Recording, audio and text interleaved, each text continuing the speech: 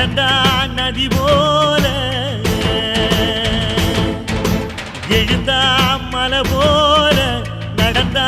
நதி போல அந்த ஆகாயம் போல எண்ணாம கொடுக்கும் பொன்னார மனசு இருக்கும்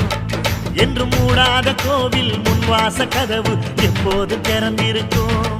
அந்த வெட்டருவா மீசைக்கு தான் எட்டூரும் பணிஞ்சிருக்கும் அவ தொட்டு தந்த நெல்லுமணி முப்போக விளைஞ்சிருக்கும்